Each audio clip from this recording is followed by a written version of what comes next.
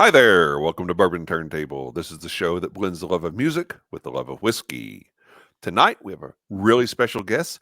Lia Niskanen is with us. She has a business called Barrel Strength Talent, and we're going to learn all about her, all about her business. And we've got three different whiskeys that she's selected for us to taste together, and she'll walk us through basically how she does a tasting when she's doing this for a client. So can't wait to talk with Leah, but first I want to go through just a few things with you, such as Bar Cart Co-op. You need to know about Bar Cart Co-op because we got some really cool stuff coming up that I'll tell you about in just a minute. But things that you can always find on the regular: Distiller's Talk with Alan Bishop and Christy Atkinson. The show comes out pretty much every Thursday or Friday, but it's Alan and Christy talking with distillers from across the country and around the world about anything and everything in terms of distillation. If you really want to geek out on whiskey, this is the show for you. Another way to geek out on whiskey is another show that Alan has called One Piece at a Time Distilling Institute. You send in questions to Alan, and he'll post video responses to your question so that everybody can hear what he's got to say about it. Again, it's just taking that next deep dive level into distillation. Alan also does a show called If You Have Ghosts, You Have Everything, and that he talks about the spiritual, the supernatural, the ghosts, and you name it, he gets into it. It's a very interesting show. Highly recommend it. I actually recorded the show with him not too long ago, so we'll see how that goes. Monday nights, where you need to be on Monday nights is My Whiskey Den. Craft whiskey is king at My Whiskey Den, so join Pat and Mike and Mitch every Monday night, 9 o'clock Eastern, 8 o'clock Central. They have great tastings, they have interesting guests, and there's just a whole lot of fun to hang out with the folks in the chat. Then we also have our newest member of the Bar Cart Co-op, David Levine and Whiskey in My Wedding Ring. David is a great writer. He has a wonderful blog. He's also does some great interviews with distillers. Really smart guy, very clever writer. I'm really jealous of how good he is at all of that. And then, of course, there's our show, Bourbon Turntable. You can watch us on YouTube. If you're watching us right now, go ahead and hit subscribe. We would greatly appreciate it. We also have podcasts available to you as well through Apple, Spotify, and Google. We have a Facebook page where we will post all our shows. We have a Facebook group where you can join in the conversation of what are you listening to and what are you drinking while you're listening to it. And so that's Bar Cart Co-op. One thing you need to know is we've got a show coming up with Bar Cart. Alan and I do shows about once a quarter, specifically through Bar Cart, and we've done a show. I think the first one we did was talking about A Tale of Two Stills, where we talked with Adam Stumpf of Stumpy Spirits about the still that they got. It was a pre-World War II still that survived Nazi occupation and somehow made it to um, Illinois, Southern Illinois, just outside St. Louis.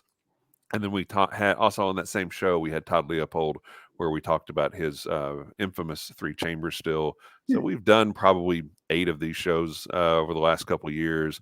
And March 14th, you don't want to miss it. We will be doing a show on absinthe with Alan and Brian Cushing of Victorian Barroom and Jim Martin of Key West Trading Company. We'll be talking about Death in the Afternoon, absinthe, as well as just absinthe in general. And speaking of absinthe, we have some absinthe news. Alan and Brian have done a documentary on absinthe where basically they're going back and digging into the history from Switzerland County, Indiana, all the way back to the 1830s, and learning about the process, the people, and everything that was involved in absinthe at that time. Really interesting documentary. If you're into whiskey, if you're into history, you'll definitely want to tune into that. So a couple of other quick news items. Our friend John Wadle at Kentucky Peerless was recently named the head taster there. I've always said that John's title there needs to be Whiskey Czar, but they settled on head taster. John's a great guy, good friend, and very well deserving of any and all accolades. If you're in the Louisville area on Friday night, our good friend Sweet Lady, they'll be playing at Fox Den. You will not want to miss it. There are a high energy blues rock band and just a whole lot of fun. So be sure to tune into that. And our friends Parker Barrow, man, they released a video about a week and a half ago for their song Back to Birmingham. And that thing's just completely blown up for them. Last time I saw it had over 200,000 views. So jump in while you can with Parker Barrow, because this is superstar stuff in the making, and just fantastic talent and just sweet, sweet people. I really love them. I told them that I would adopt them if they ever needed it. I would adopt them. So that's a little news for you. Leah, tell us first of all. Tell us what Barrel Strength Talent is. Yeah, so I founded my business in 2022, not too long ago.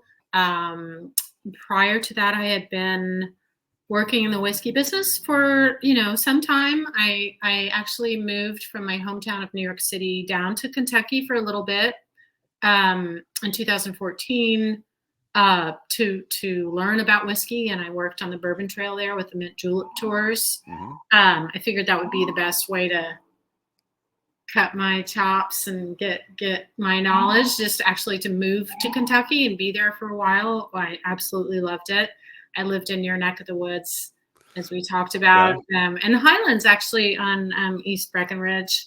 Okay. And just loved it. And about a year after I was there, I understood that there was a craft distillery in New York City, Kings County Distillery, Mm-hmm. whose whiskey we're going to be drinking tonight, that was looking for their first tour and events director. They were a craft distillery that was growing big really quickly, and they've been around for 10 years now, and I'm still super friendly with Colin and the gang there. Yeah. And then I was there for 5 or 6 years, and shortly after COVID, I started my own business with the idea that, I wanted to shine a spotlight on the people that are behind the scenes working so hard in the industry, the people that are, running the stills, the people that are blending the whiskey, the people that are doing the hard work, the people that are building the barrels, and create sort of a talent agency, so to speak, which would shine a light on their talent instead of your run-of-the-mill business that just does tastings. I felt there was a kind of a gap in the market there, where there's a lot of companies where you can, corporate or private interests can call someone and say, oh yeah, we'd love a whiskey tasting, but I'm able to provide, through my contacts in the industry, I'm able to connect people with master distillers and with master blenders and with coopers and so forth and so on.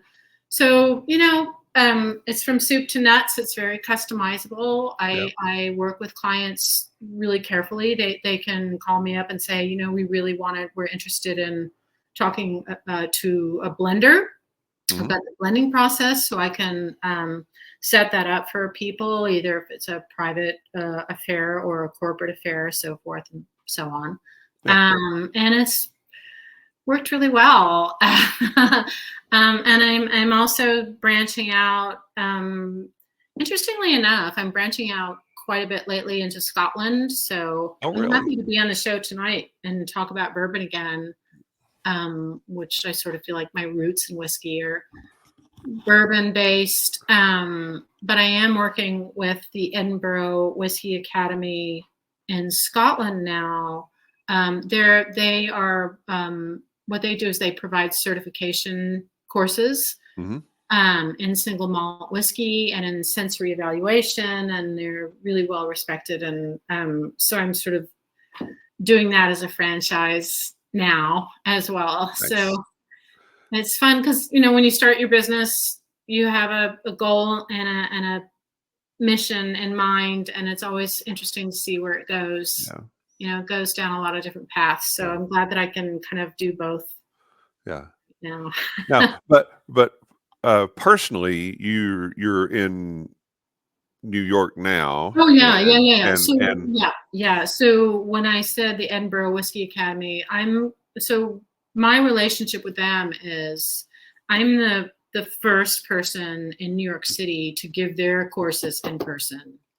Wow, that's cool. That's very cool. It's cool. It's also a huge challenge. So I especially, finding venues in New York City has been a major challenge because it's so expensive here. But it's fun.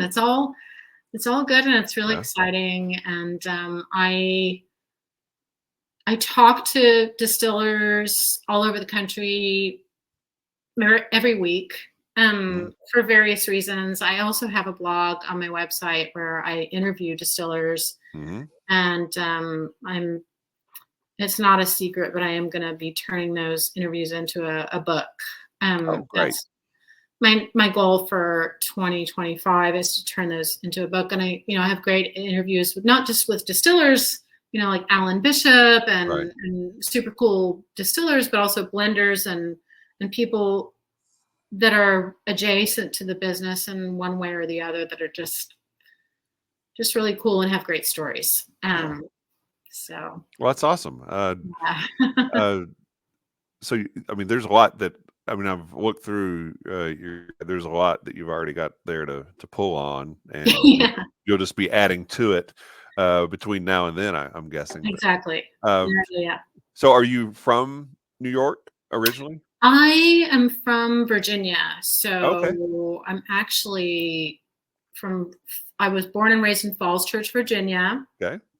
And my dad used to take us on drives every Sunday, and we often went to the Appalachian Mountains for drives when I was a kid.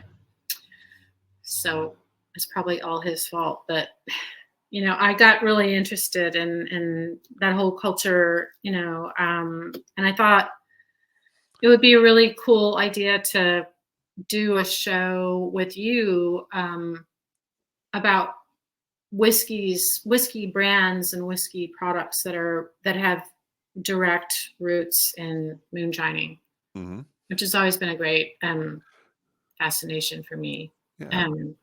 Just because of growing up in Virginia. When I was a kid, I didn't really know what was going on, but I kind of garnered, a little bit, I guess. Yeah. So that may have, looking back, that may have been something that sparked some interest, but what was your first real experience with whiskey? I mean, I like most people, I think I started out just not really knowing a lot about it. And I think the first time I ever tried whiskey was probably Dewar's. I distinctly remember having a Dewar's in a bar when I was just of age and thinking that was really cool. For some reason, it just stuck in my mind. But it really wasn't until I had lived in New York for a while, and to sort of give you a little bit of background of me, I was a pretty avidly into horses for a long time. I trained and rode and worked in stables for a long time growing up in Virginia, and I missed that after I'd been living in New York City for a long time. So I was thinking about places where I could live, where I could sort of combine some of those interests. And Kentucky was appealing to me because of the horses and the whiskey. We've got it all here. We've got it all. You really do. But I did move to Louisville and lived there for a year or so and just absolutely loved it. It was great. It's a really cool city. But it's totally different. That part of Kentucky is completely different than the eastern part of the state. And that's sort of the focus of my what we're gonna talk about. Okay. Is the difference. All right. So yeah, all right. So you've hinted at it a couple of times now. So let's go ahead and let's just dive into it. You're wanting to. We're going to talk about moonshine and Yeah. brands that have some history related Yes. to that. So Yes. get Absolutely. us going here. This is Yes, absolutely. So I've got 3 super interesting whiskeys for you, and we're going to start out with the Kings County Distillery moonshine. They do call it moonshine. This is the 200 ml bottle, super cute there, and then they also have a 375, which looks like this. And I love the packaging. It's just so simple and spare and flask like, and there's very little advertising or text. It's a It's just minimalist approach. That's for sure. And I love the little bottle because it's purse size, ladies. The 200 ml is a great purse size. And like I said, I worked for Kings County Distillery from 2015 to 2020, 21 or so as their tour and events director. And they just have a super interesting history, right? So Colin Spoolman is the founder. Colin and David Haskell are the founders of Kings County Distillery. And Colin grew up in Harlan County, Kentucky. And if anyone would know Harlan County, Kentucky, if that rings any bells for people, Yes. it would be from the documentary Harlan County, USA, I think it's called. There was a super famous documentary done about the coal mining industry and the coal miners and their struggles to unionize there.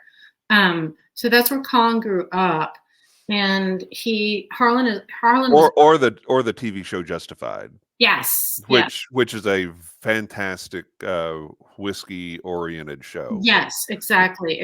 So there's not to go down that rabbit trail. So we could talk all night about that too. But yeah. So so Harlan was dry when he was growing up, and he came up around moonshiners and lived in a culture where there was moonshining going on. In fact, he talks frequently about a woman named Mags Bailey who lived in Harlan, and if you were going to go and buy moonshine from her, she lived at the end of a cul-de-sac. Her house was at the end of a cul-de-sac, and there was kind of a driveway that went around back of her house and came up to a window, and she'd pull the window aside and be like, it was like a drive up, like a fast food thing. And she wouldn't sell moonshine to anybody that she didn't know your parents, kind of thing. So funny. I mean, that's the environment that he grew up in. He didn't really think about it, I guess, too much. He ended up in New York City. I'm going to pour some right now, and started thinking about moonshine again. He and his roommate David Haskell moved to Bushwick, Brooklyn, and every now and then Colin would go down to Kentucky to visit his family and friends. And when he came back, he would bring with him, most of the times it'd be in like a milk jug, plastic milk jug. He'd bring some moonshine back to New York City with him and share it around at parties. And it was super popular in Brooklyn at that time. They realized, oh my God, we're probably onto something here. And that's how the idea for Kings County Distillery was born. So he didn't actually start moonshining until he moved to New York City, which is a really fascinating story when you think about it, because here's a guy that came from Kentucky, starts moonshining in his loft apartment in Williamsburg and Brooklyn. He and David started experimenting and making, literally they were making moonshine out of their loft. And what we're drinking tonight is the result of a lot of experimentation and love of the product. And what Colin's goal was, which I think is really, really wonderful, is he wanted to elevate the concept of moonshine.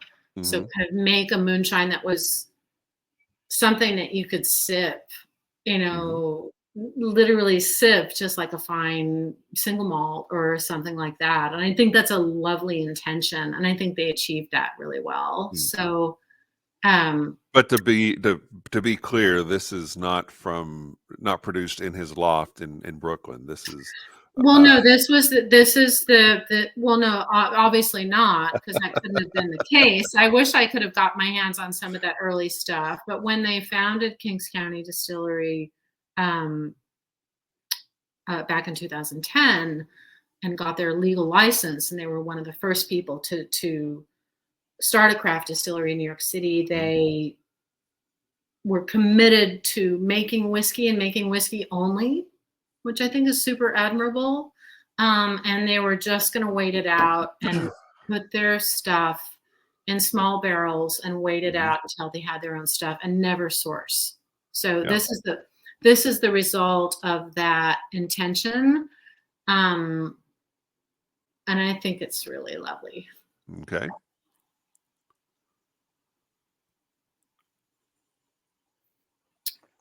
So delicious.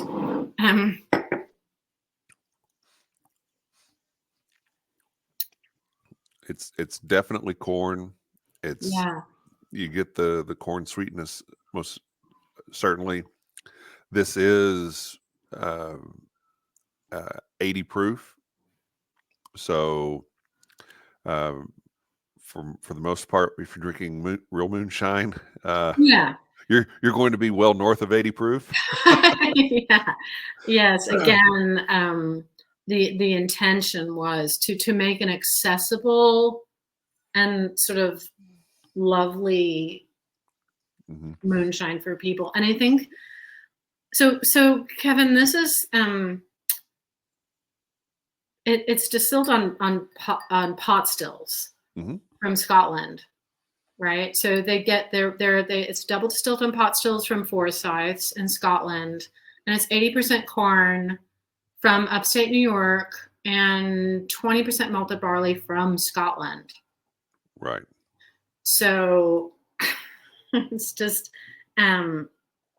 they make a really dedicated, tight heart's cut, and they just get there's such a softness to it, and kind of a floral, grassy, honey-like quality to it, and I think it's absolutely deserving of being sipped alone, without even. Yeah.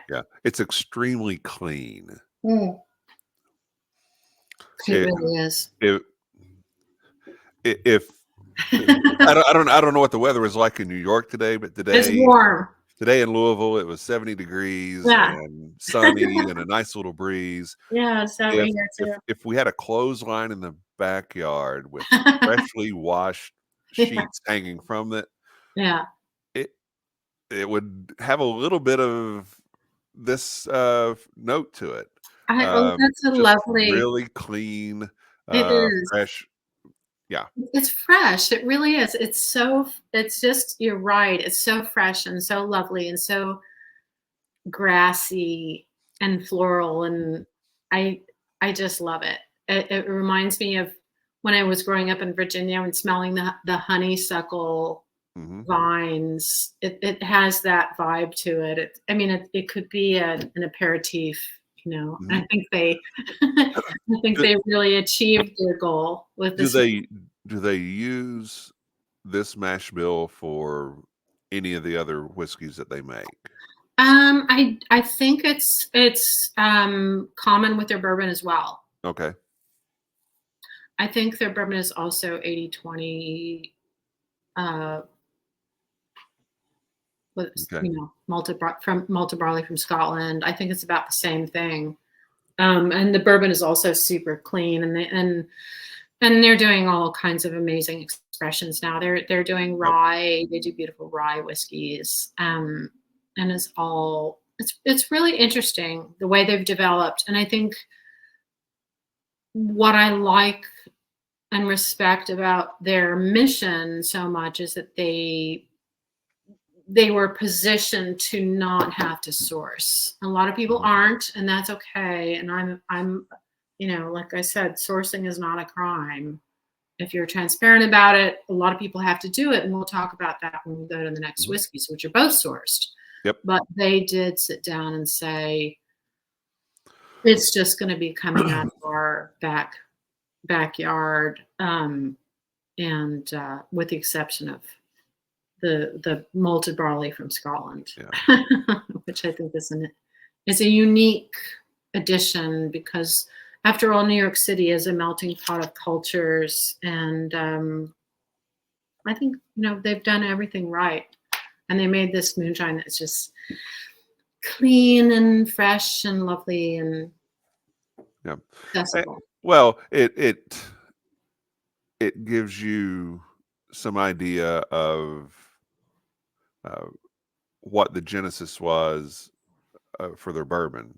This is what it started like. So, right. And you can try the bourbon and say, okay, this is how it ended. Right. And you can see how the taste developed from beginning to end. Right. You don't often come across whiskey brands out there where you can see that genesis, and you can kind of, you're able to buy the whiskey that represents the distillery character. Right. And that's what this is. It's literally the distillery character in a bottle. And that's rare. You don't, unless you're kind of in the business and, you can go behind the scenes and kind of stuff. You don't get to taste what the intention was coming off the still for the new make. Yeah. And they were smart enough to bottle that and to make it accessible. Because I think a lot of times the barrel is used to mask mistakes. Yeah. Right. Oh yeah. And if you're starting, the cleaner the distillate is that you start with, then the less that you've got to rely on the barrel to clean it up. Exactly. Yeah, for sure. And they've stuck to the guns. They've never sourced, and have been in business now for over 10 years, starting out and literally in a loft space in Brooklyn. And that's something to be lauded, because it as we all know, it's very difficult to be a small distillery these days. And so the early, I guess what I'm trying to say here with my flight is that the early decision-making process is so important. Like the from the minute you sort of start this business or enter this business, you have to have a strong decision-making process and a strong mission, because there's, as we all know, so the shelf space is and crowded now. Some brands make that transition from sourced product to their own product and some don't. That's right. And you look at, well, we won't get into who didn't, okay, but you look at a brand like OKI, clearly sourced, very transparent about it being sourced, and then when it went from being sourced to being their own, it's new name, new imagery, new everything, and the other went away, at least for a couple of years till they sold the name. But there was no confusion about what was theirs and what was not. So and I respect that. I have an issue when somebody's trying sneaky to hide it on you, withholding the information and things like that, because the consumer, Kevin, that the consumer of whiskey in 2024 is so much more educated than they were 10 years ago, 5 years ago, or 10 years ago. And I don't, fooling people with smoke and mirrors is not playing.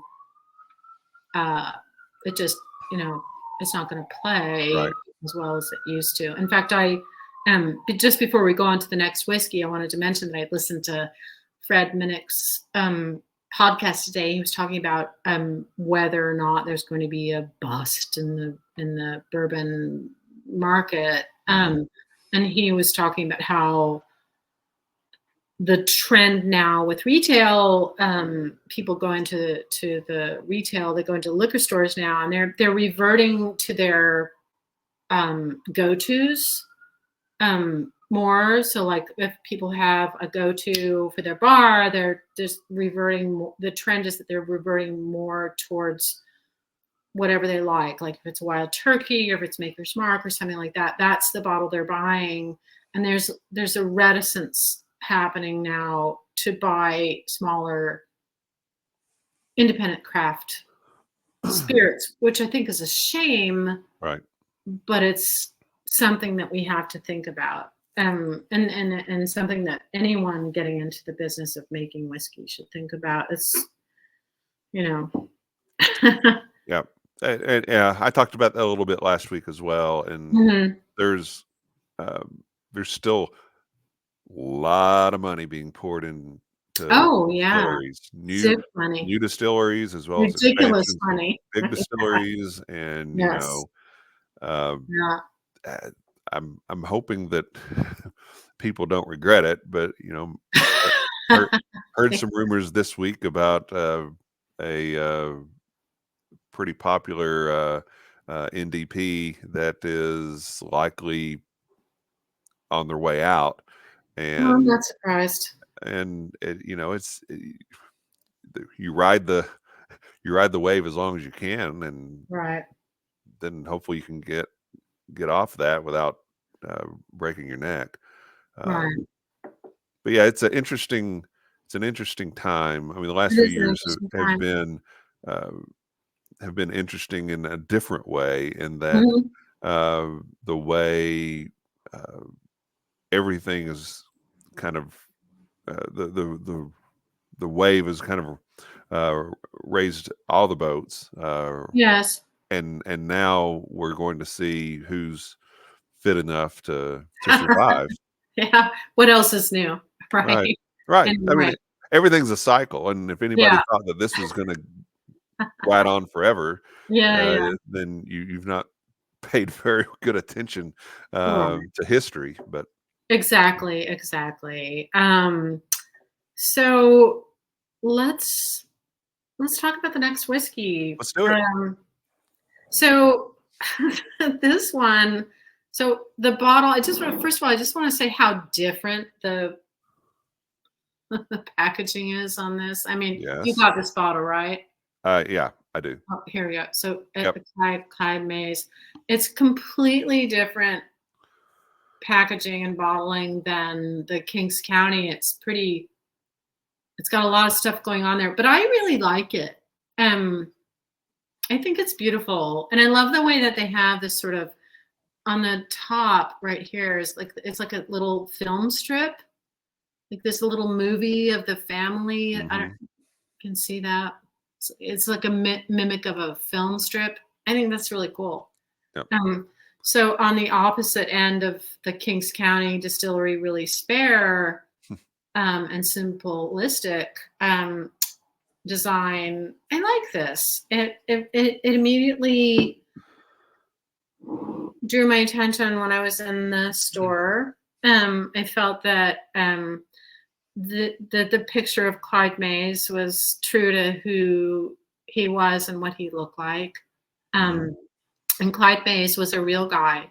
So he was the patriarch of a big family in Alabama, and in the Conecuh Ridge area of Alabama. And he served in the infantry in World War II and saw a lot of action there. He was a real guy, who supported our country in many ways. And then when he came back from World War II, it was very tough times in Alabama, and he, like many of the people in the area of Alabama where he was, because times are really tough there, started moonshining. And I actually spoke with Clyde May's grandson a couple days ago, which is really cool. So Kenny Mays is the person. Kenny Mays was his son, and Kenny Mays was the one that tried to take his dad's legacy into the legal world of spirits, which I'll talk about. And then L.C. Mays, the young guy that I talked to recently, is now the Alabama state sales manager for the family's brand, which is sourced.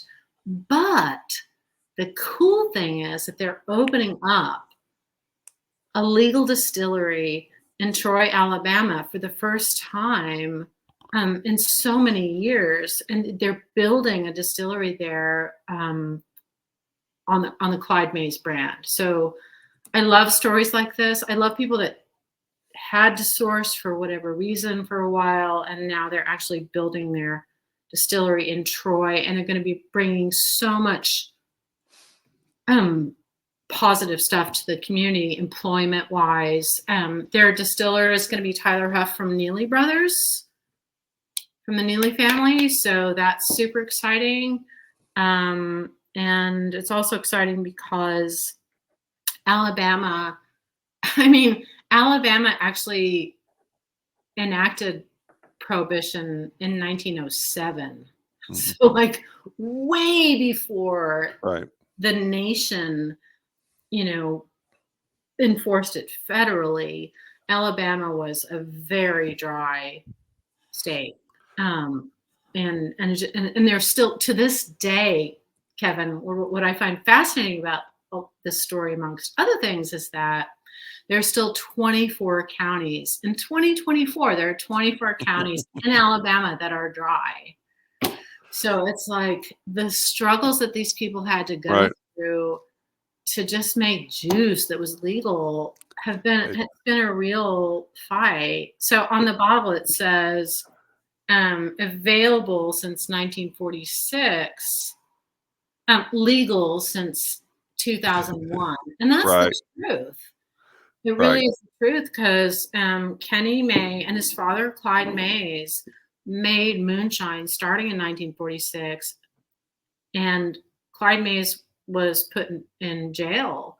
He was put in the federal pen sometime around the 1970s. He was caught for moonshine, he spent about just shy of a year in the federal pen for moonshining. And people were really, really, the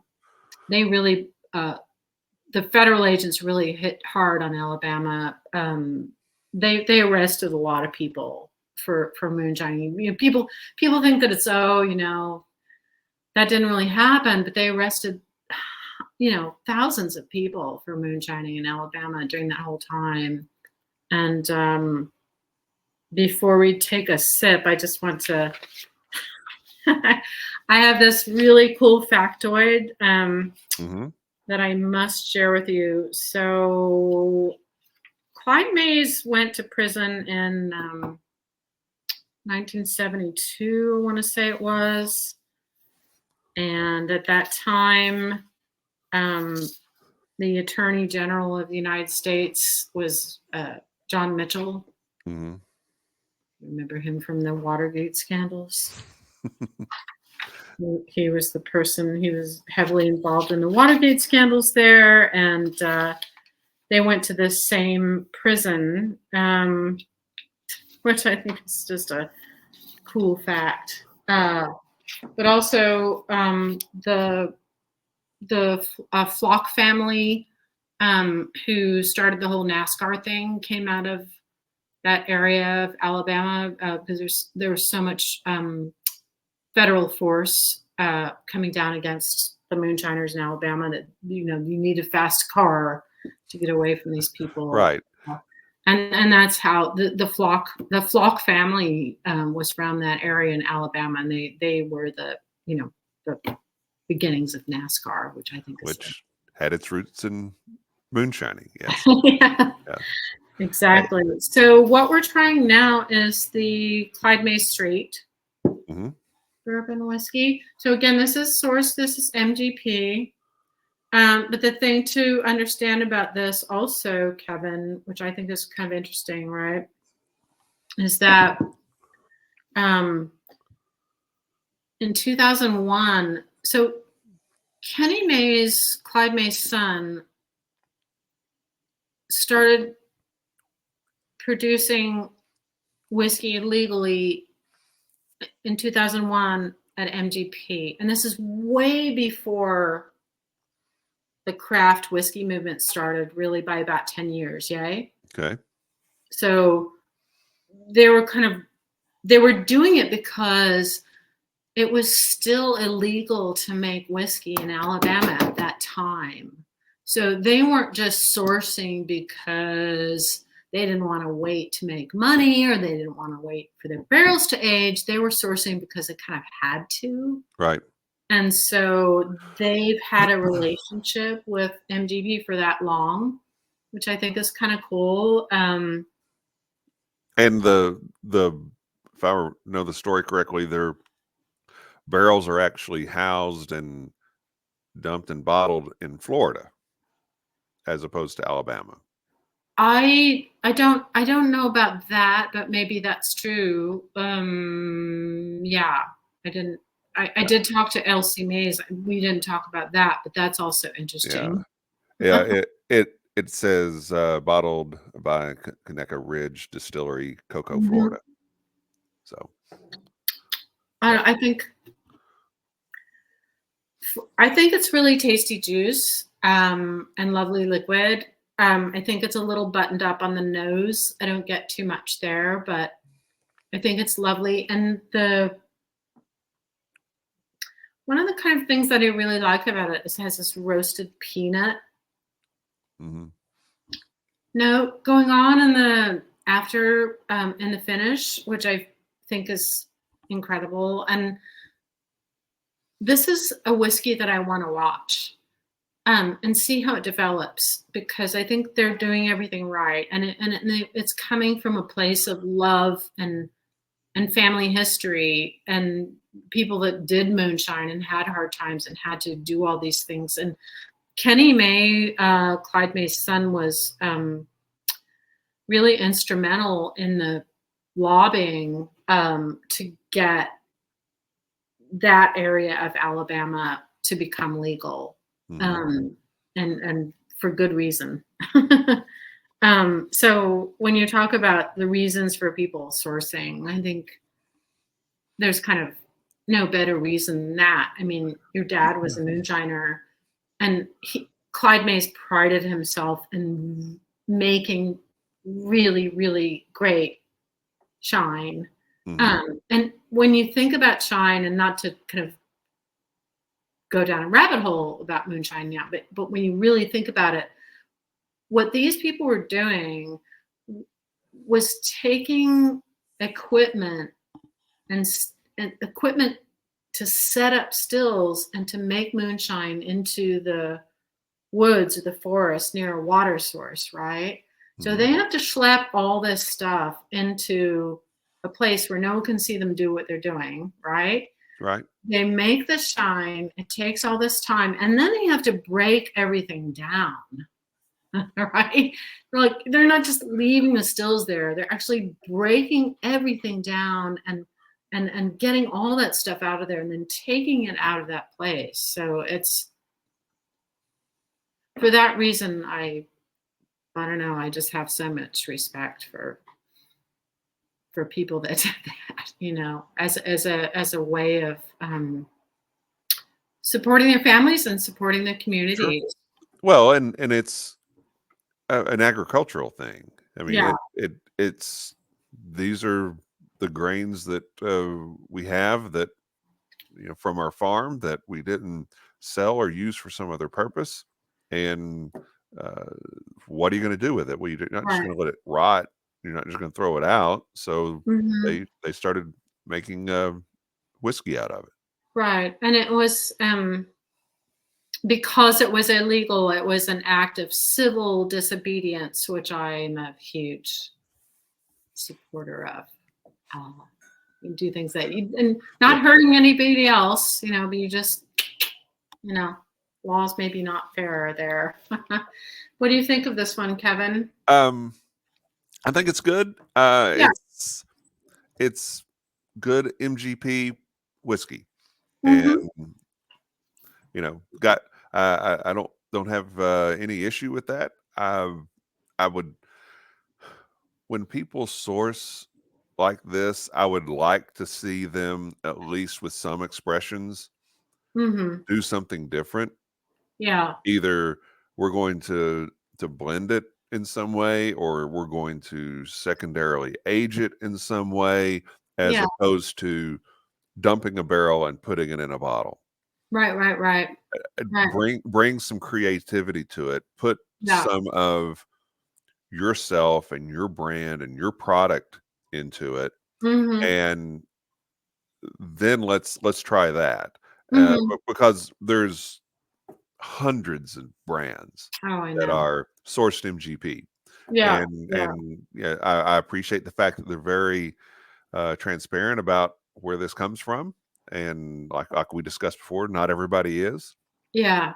but I Well, would like to see them do something else with it.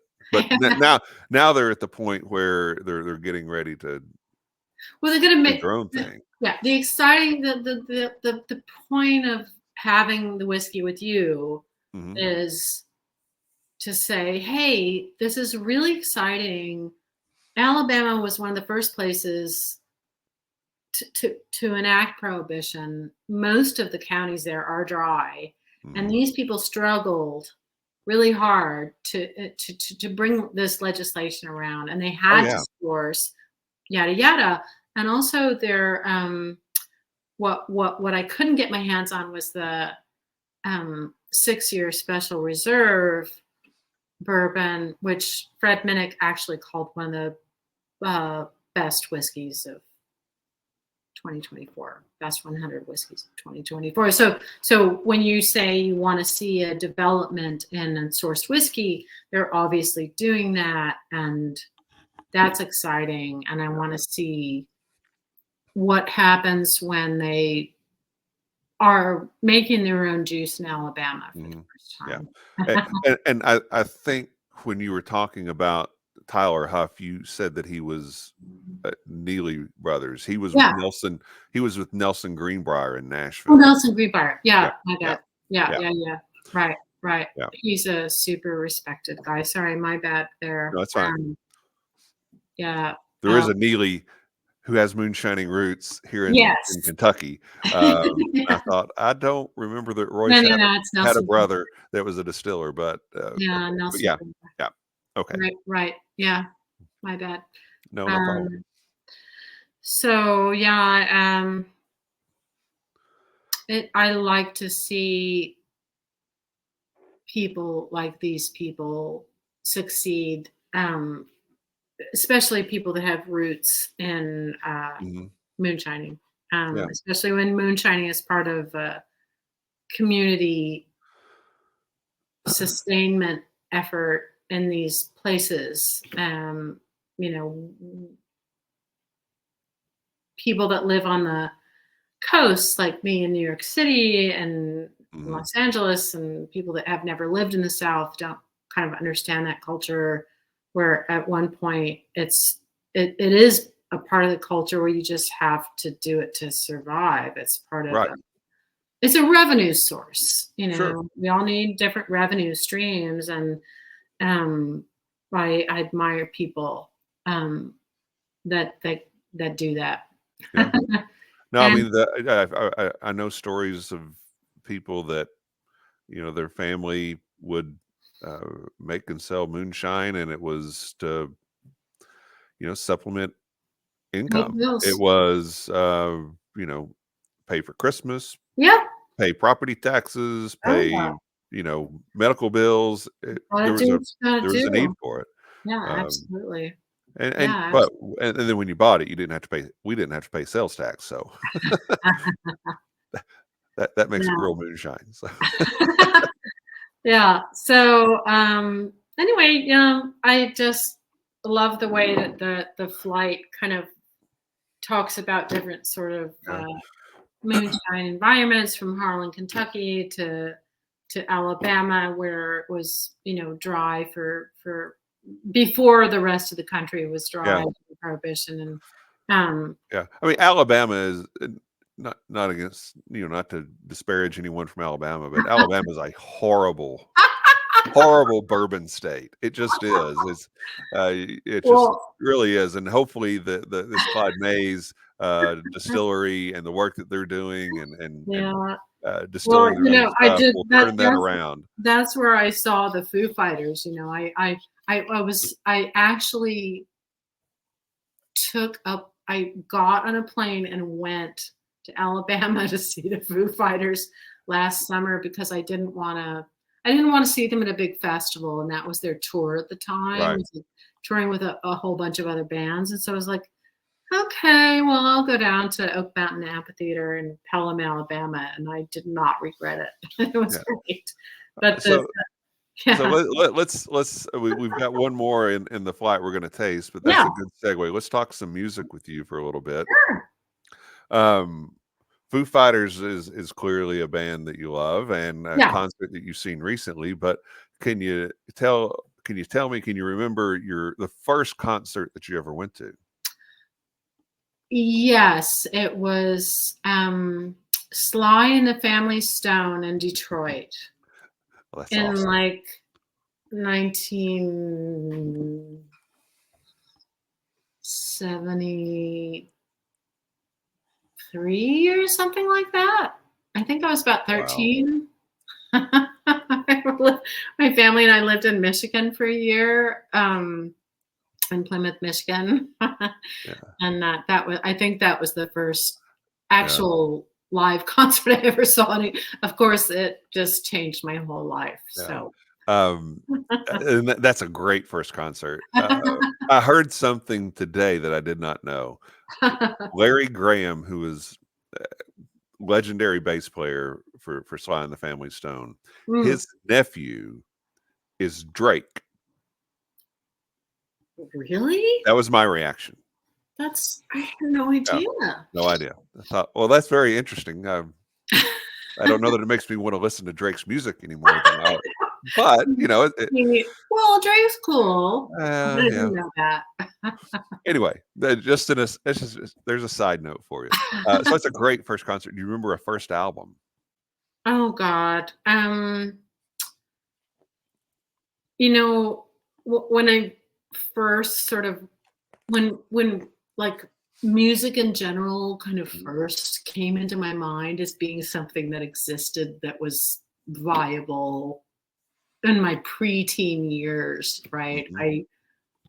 I think it was I totally Stevie Wonder. Like Stevie Wonder, the Isley Brothers, War. There was Oh yeah, I don't know. Do you know the band War? I yes, mean, The World is a Ghetto. Um, I just all that stuff. I just was completely. I don't know. I was completely into soul music when I was a tween. Well, And nowadays people are listening to Taylor Swift, and I just have to shake right. my head because Well, it's like, War was what? Why can't we be friends? yeah, And Disco Kid, Low Rider, was that War? Low Rider. Yeah.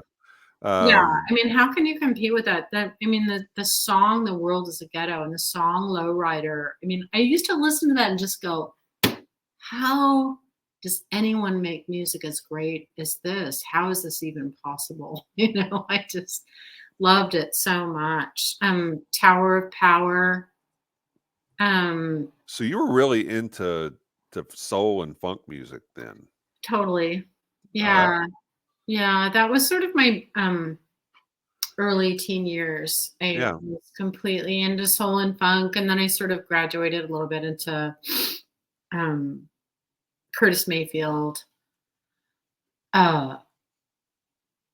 stuff like that, and Yeah. then Bob Marley. Started looking at Bob Marley a little bit deeper later on. But the funny thing, Kevin, right, is when I was in my in the 90s, right? I don't want to give away my age, but in the 90s, when everyone else was listening to grunge and the Foo Fighters and Nirvana and whatever was going on, then that's when I got really into jazz. I had a good friend who loved jazz and was really very knowledgeable about it. So I started listening to Duke Ellington and just falling in love with jazz for that whole period. So I kind of missed the grunge thing because I was listening to jazz at that time. Well, but there's, and that's an interesting departure. I mean, there's certainly you can certainly have a connection between soul music, funk music, and jazz. That seems like kind of a natural transition. And yeah. And then there was, Al Green, of course. Everything he ever did was incredible. And the first time and the only time I ever saw him live, he came on stage 3 hours late. Wow. 3 hours late. With no explanation whatsoever at a club in Los Angeles. My friends and I were just like, the F, but it was totally worth it. I won't regret that as long as I live. It was incredible. Well, you won't forget it. That's for sure. Yeah. So, yeah. What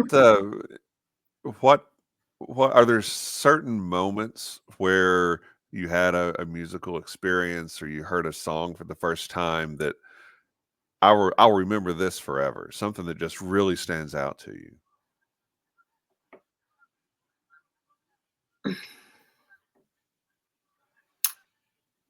I think I have to say, do you know who Fela Kuti is? Do not. Okay, so he's passed now, but he was from Nigeria. And he was an African musician from Nigeria. His name Fela Kuti. And I think when I went to his live show, it kind of changed my life because I realized the power of music to be dangerous, to give messages to the people that would allow them to get themselves together and kind of go against the government kind of thing. Right. If that makes sense. Sure. So Absolutely. I think and that was in my early 30s when I saw him. It was the first time I ever thought to myself, like, music can be dangerous, I guess, is what sort of blew me away. Like it impressed upon me the power of music to like I said, say it once, why say it again, but to draw people together. And well, you take an idea, and then you put it with the emotion of music, right? And you put it within a group of people. Sure. Then you have something that has some power. That's right. That's right. And a lot of bands have done that over time. I mean, when I was again, when I first moved to New York City in the late 70s, which is actually a really horrible and difficult time in New York City, was in the late 1970s. And I remember seeing the Clash at this place called Bonds, which is around Times Square, and they played there for 3 nights. It was a historical concert, and they also did that for me. Like they were coming from this place of like, fuck the Queen, fuck the British Parliament, fuck the whole system of royalty and stuff like that. And the Clash was great. And what a great band. Yeah. And so I like that. I like it when I'm disturbed by art and music, and kind of something about it makes me a little bit uncomfortable. Like Mm-hmm. maybe these people have something to say, which we should really be listening to, kind of Okay. thing. All right. So let me throw out a couple other artists that Yeah, sure. may fall into that same kind of category. Mhm. Bob Dylan. Mm. I love Bob Dylan. I was just talking about him today with my partner. There's a song by Bob Dylan. One of the songs that he did, I don't remember what album it was. Much later album. I want to say like in the maybe late 90s or early 2000s, called "Everything Is Broken." Yeah. Oh my God, what a great song! He's so good. There's no one like him, and there will never be anyone like him.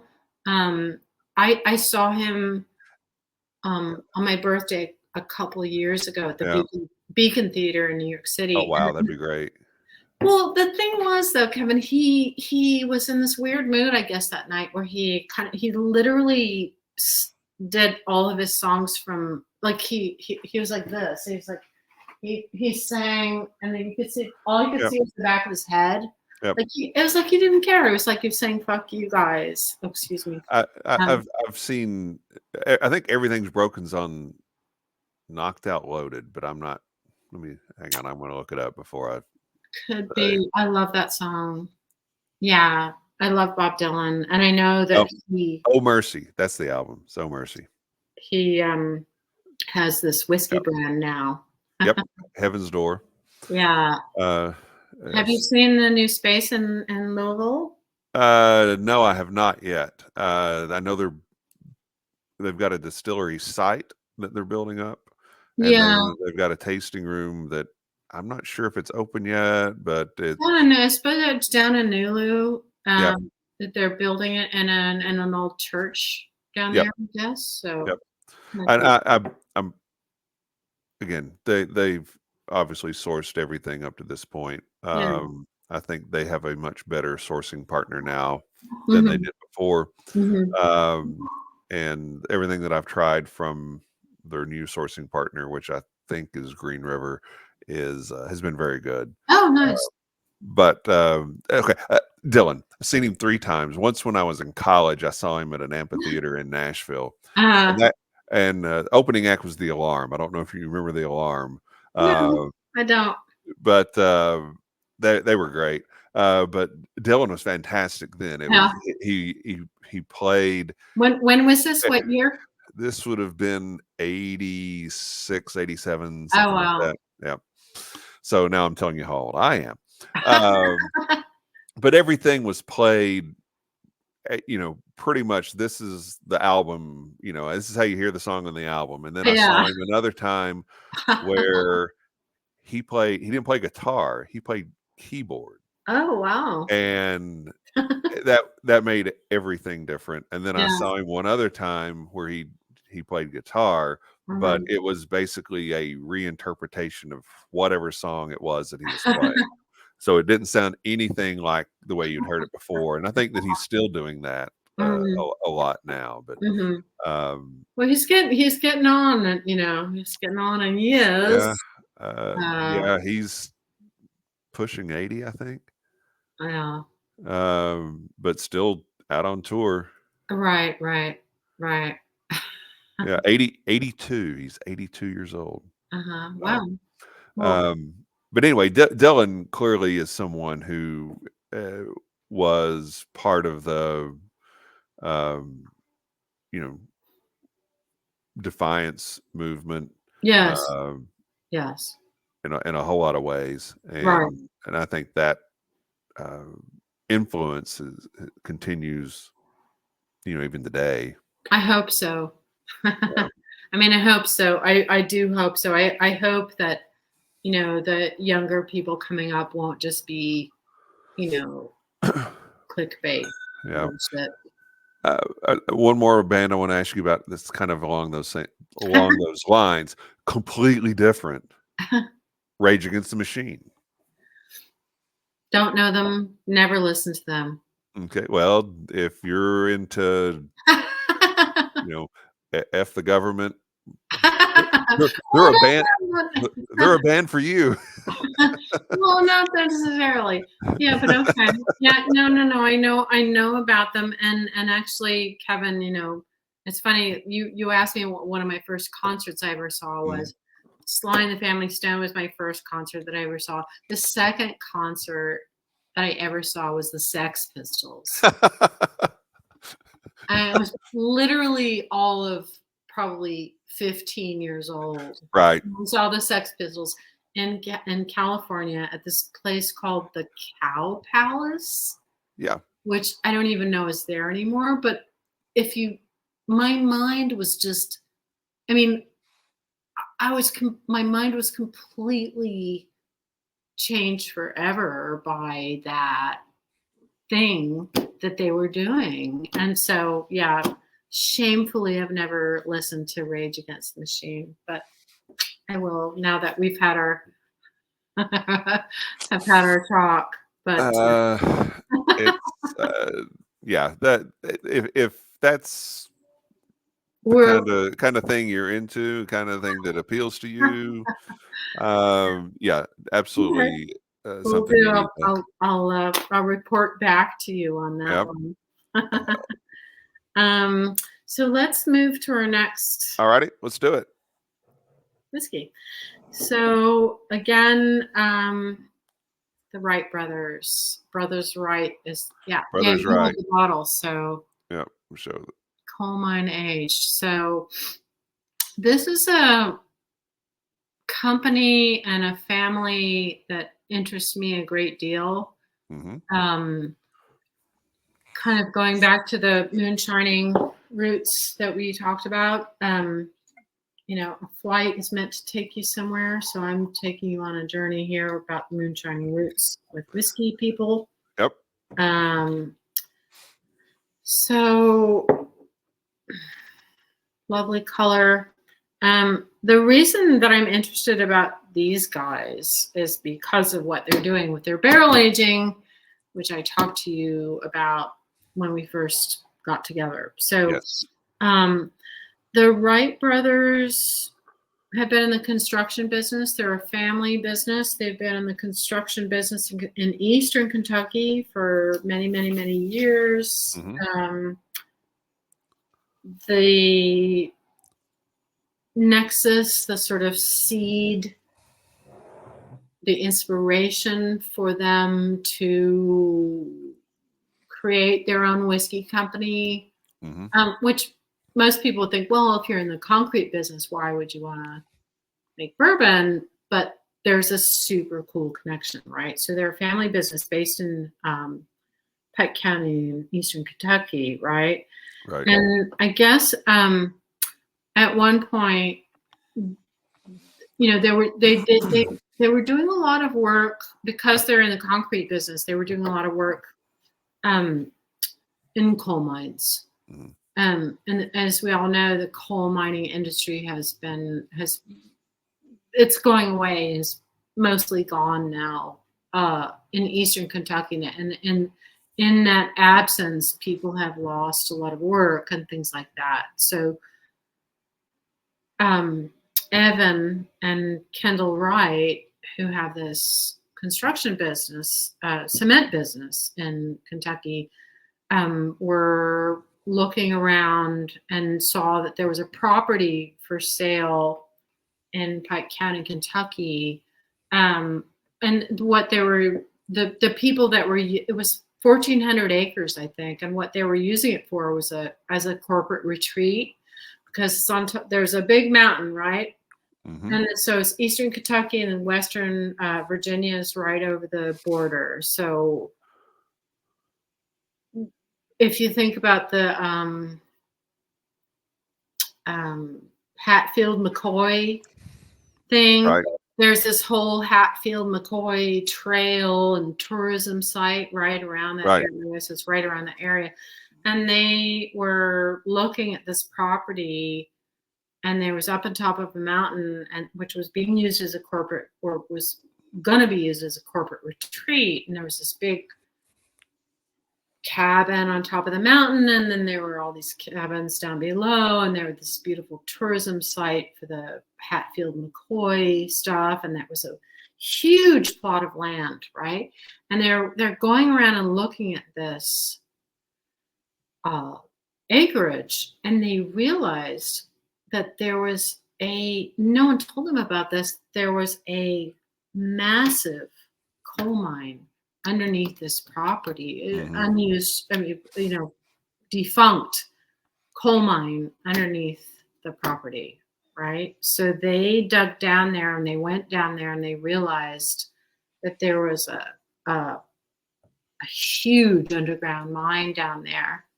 And they had gotten this idea many years before. Do you know about Lincoln Henderson? Yeah. So apparently, so the story goes, and there are always these like amazing stories in bourbon and whiskey. So the story goes that in some years before they saw this site, the Wright brothers, I think Kendall and or Evan, were at a University of Kentucky game, and they were tailgating, and they met Lincoln Henderson. Okay. And they kind of hit it off. They were talking, and the blah blah blah. Let me. Lincoln Henderson, for anybody that doesn't know, was Yes. distiller at Brown-Forman for A seminal, very famous person in the and whiskey founded industry. Angel's Envy. Angel's Envy, worked for Brown-Forman for 40 years. Was a seminal and person in the whiskey industry. So someone very significant. They happened to meet him at. They met him, and they were tailgating at this game, and Lincoln and hit it off. And Lincoln Henderson, and they told him about this property, and Lincoln Henderson said, "Hey, man, why don't you try? It'd be a really cool idea to age whiskey in a coal mine." Right? So they thought about it, and they were all blown away by it, and the years passed, and unfortunately Lincoln passed, I think, and the Wright brothers went on with their cementing business, and then they came upon this property, and they remembered what Lincoln said, and they were like, why, this is an amazing opportunity. This is it's just such a cool idea, right? Because when you think about it, it's a lot like Scottish dunnage. So single malt Scotch in Scotland, that's aged in dunnage warehouses. They're dank and dark and kind of under the ground, and that's the whole idea behind the flavor profile of those whiskeys. But the whiskeys that will be aged in a coal mine are not just dunnage. They're not just slightly under the ground with low ceilings. They're actually under the ground. And so there's all this barometric pressure stuff that has to be thought about there. So that's the part that I think is really cool about it, because the Wright brothers know about construction because they're in that business, and they've worked with a lot of coal mines, right? So have I ever been in a coal mine? No, I haven't. But what they're doing, what they're going to do, right? If you just hear me out for a minute, ride with me along this trail. It's such a cool idea, right? Their plan is to take the heated water from their stills, right? And they're going to put a tubing system down under into the coal mines. So the coal mines, they say, are about 60 degrees year round. And that's not ideal, because you want it to be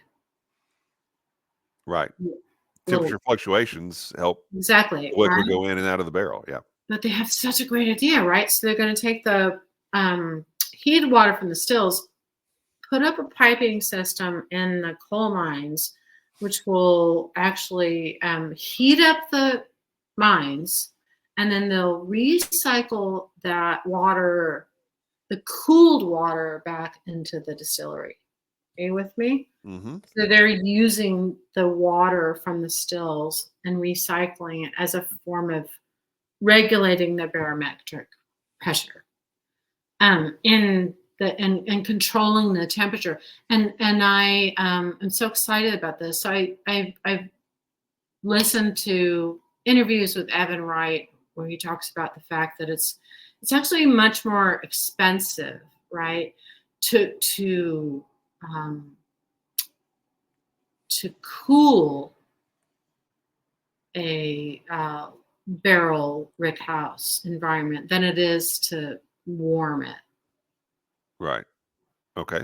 So they're going to have an environment which is cooler than most rick houses in Kentucky, of course, because those are very hot and it's super expensive to cool those down.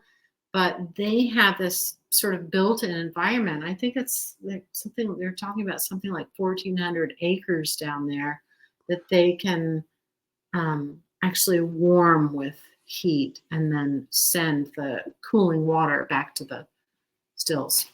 Are you with me? Yeah. So I love this idea so much. I'm not sure. I'm pretty sure it's never been done. And if it has been done, I haven't heard about it, and I don't know if you have, but they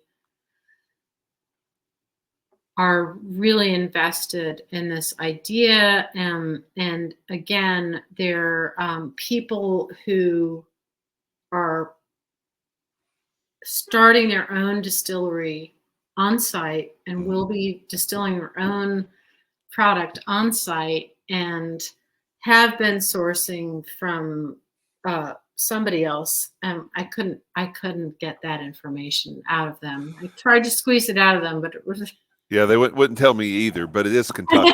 it is Kentucky sources. Well, they said it was from a local Kentucky distiller, and they were pretty close-lipped about it, but that's okay. Yeah. I love what they're doing. I want to see them succeed so much. I think it's an amazing idea. I know that they're invested in bringing employment and work and vibrancy to Eastern Kentucky, which, as we talked about before, is mostly, coal mining and moonshining, Eastern Kentucky, and then bourbon and bluegrass and horse racing in the western part of the state. So they're even working to get that part of Kentucky on the Bourbon Trail, which I really want to see happen. Yeah. So I want that to be an addition, because I know that the guys from Peerless are doing another distillery there as well. The master distiller of Peerless, Right. Caleb Kilburn, he Caleb. Fearless. Yeah, they're doing Eastern Light in Eastern Kentucky, and I just want to see that happen because the area needs revitalization, and I think it'll be a super cool addition to the Kentucky Bourbon Trail. As far as underground aging, I know that Maker's Mark ages some of their product in a cellar. I think Maker's 46, I think, is in the cellar, and then they've come out with a new cellar aged. That is cellar aged. Old 55 Distillery up in Indiana. All their aging is done underground as well. Right. But that's about all I know of that does any kind of underground aging, and certainly never heard anybody aging whiskey in a coal mine.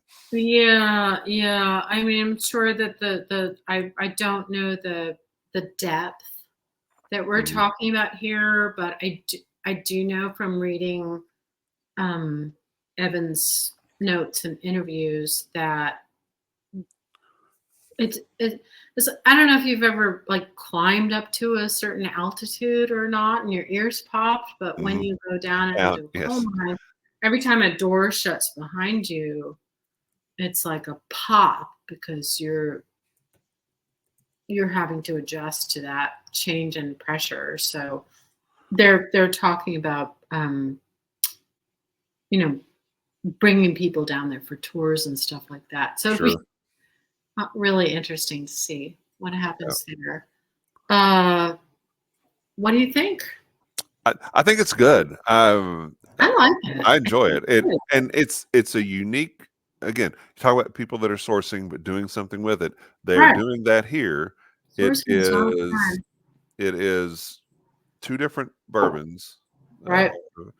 one is 34% of it is 68% corn, 20% wheat, 12% malted barley. Mm-hmm. And then 66% of it is a mash bill of 70% corn, 20% rye, 12% malted barley. So they're taking that those they've sourced a wheated bourbon, they've sourced Mm. a rye bourbon, and they're blending it. I think it's And really good. yeah, I'm loving it. I think it's got a lot of charisma and depth um, and complexity. I really like it.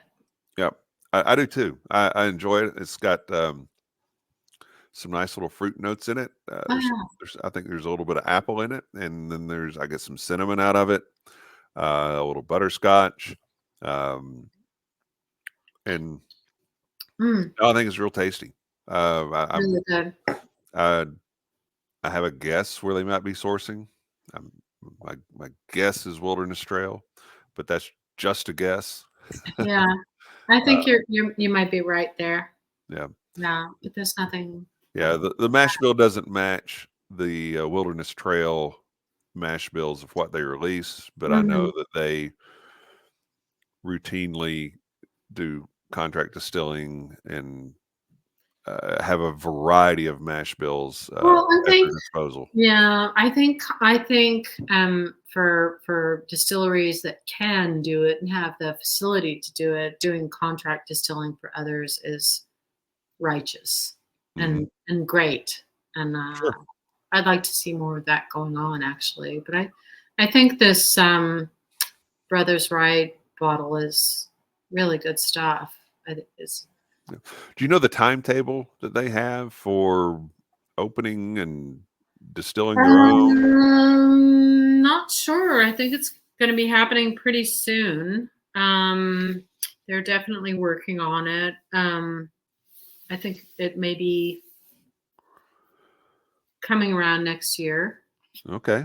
They're very ambitious. They're driven, and as far as I know, they want to get this going pretty soon. So I think we're Good. going to see this happening Good. in 2025 at least. Good. Well, hey, I'd love to see that, and Yeah. just because again, the right now I they're mean, what better story is there than that? I mean, right taking now everything is all their distribution is really just confined to Eastern Kentucky. They don't even get.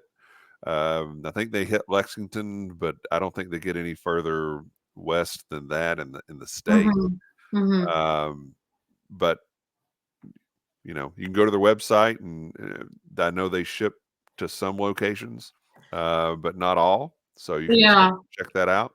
yeah. Well, they're this is a whiskey to watch. I would say so. I mean, if this juice is an indication, um, they have good taste and Well, they're they've set a thinking, bar. They've set a bar for themselves with this yeah, because this is, I think, one of the components is 4.5 years, and the other's almost 5 years old. right. So, and I don't think all of that is aged in the coal mine.